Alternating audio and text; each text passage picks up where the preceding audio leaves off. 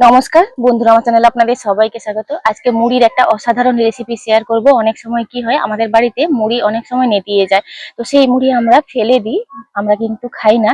তো এই মুড়ি নেতিয়ে যাওয়া মুড়ি আপনারা ফেলে না দিয়ে এই রেসিপিটি অন্তত একবার হলেও ট্রাই করে দেখবেন। বাচ্চা থেকে বড় সবাই কিন্তু খুশি হয়ে যাবে, আর বিন্দু মাত্র বুঝতেই পারবে না যে এটা মুড়ি দিয়ে বানানো হয়েছে। তো চলুন কিভাবে বানাচ্ছি দেখে নেওয়া যাক। এখানে একটা বাটিতে মুড়ি নিয়েছি, মুড়ির মধ্যে দুটো ডিম ফাটিয়ে নেব।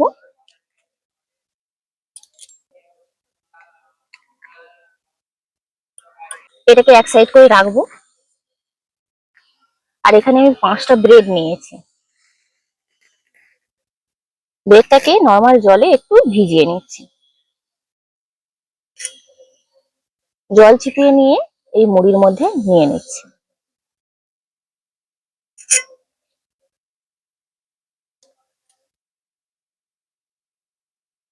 ব্রেড যদি না থাকে তাহলে আপনারা 2 চামচ ময়দা দিয়ে দেবেন বাইন্ডিং এর জন্য।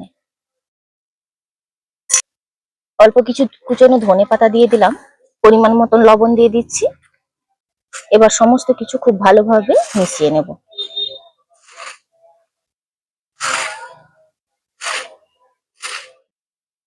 এইভাবে হাত দিয়ে মাখিয়ে নিয়েছি। তো এতে আর কিছু দেওয়া দরকার নেই, কোনো রকম গুঁড়ো মশলাও দেওয়া দরকার নেই। পারলে একটু কুচনো পেঁয়াজ দেওয়া যায়, তো আমি দিলাম না। সরাসরি প্যানের মধ্যে খুব অল্প সময়ে বানানো হয়ে যায়। দিয়ে দিচ্ছি তেল। তেলটাকে খুব বেশি গরম করার দরকার নেই। তো আমি এই যে মুড়ির মিশ্রণটা আস্তে করে দিয়ে দেব, দিয়ে চারদিকে সমানভাবে মিলিয়ে দেব।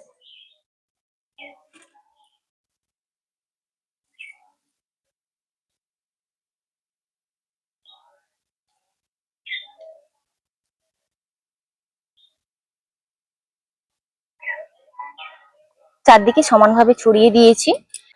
এবার অল্প আঁচে 3-4 মিনিট ঢাকা দিয়ে দেব।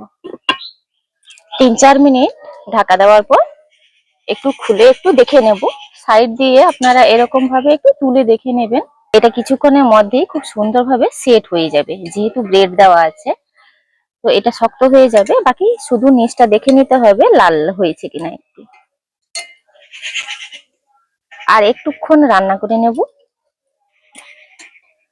এটাকে এবার উল্টে দেব। একটু সাবধানে উল্টাতে হবে। এই যে দেখুন কত সুন্দর সেট হয়েছে।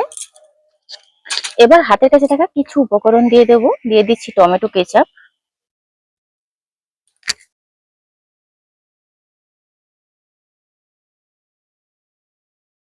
কেচাপটাকে খুব ভালোভাবে ছড়িয়ে দিচ্ছি চারদিকে সমানভাবে। নরমালি কিন্তু আমাদের বাড়িতে যেসব সবজি থাকে ওইগুলোই কিন্তু দিয়ে দিচ্ছি। দিয়ে দিচ্ছি কুচনো ক্যাপসিকাম,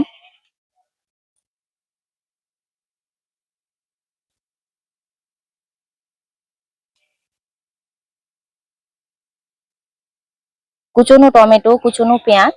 এগুলো দিয়েই কিন্তু এই মুড়ির পিৎজাটা তৈরি হচ্ছে। খেতে অসম্ভব সুন্দর। পেঁয়াজ, টমেটো, ক্যাপসিকাম এইভাবে কিন্তু দিয়ে দিয়েছি। চিজগুলোকে এইভাবে ছিঁড়ে ছিঁড়ে দিয়ে দিচ্ছি। আর যেহেতু ডিপ ফ্রিজে ছিল, এগুলো একটু নরম লাগছে।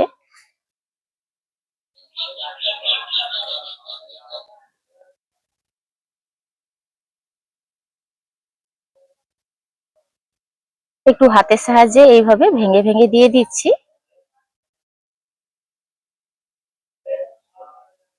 এটাকে আরো 3-4 মিনিট ঢাকা দিয়ে রাখবো। 2-3 মিনিট ঢাকা দিয়ে রেখেছিলাম। দেখুন চিজগুলো কত সুন্দরভাবে গলে গেছে। আর এই চিজগুলো কিন্তু আমার চ্যানেলে দেওয়া আছে। এটা আমার নিজের হাতে তৈরি চিজ, হোমমেড চিজ। তো এই পর্যায়ে কিন্তু নামিয়ে নেবো, এটা পুরোপুরি হয়ে গেছে। আর ক্যাপসিকাম গুলো একটু ক্রাঞ্চি ভাব থাকলে কিন্তু ভালো লাগে খেতে। এবার একটা থালায় নামিয়ে নিচ্ছি।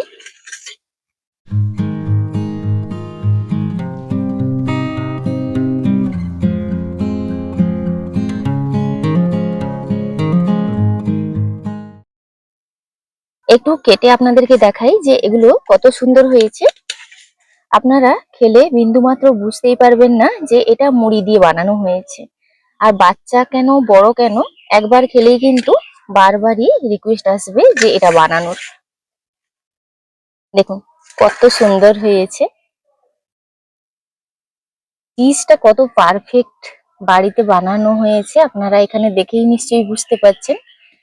তো মুড়ি দিয়েও যে এত সুন্দর একটা রেসিপি বানানো যায়, আপনারা সত্যি কল্পনা করতে পারবেন না। আজকের ভিডিওটি এখানেই শেষ করছি। ভিডিওটি ভালো লাগলে লাইক, শেয়ার, কমেন্ট করবেন। আপনারা সবাই ভালো থাকবেন, সুস্থ থাকবেন, সাবধানে থাকবেন। দেখা হচ্ছে পরবর্তী একটা নতুন পর্বে।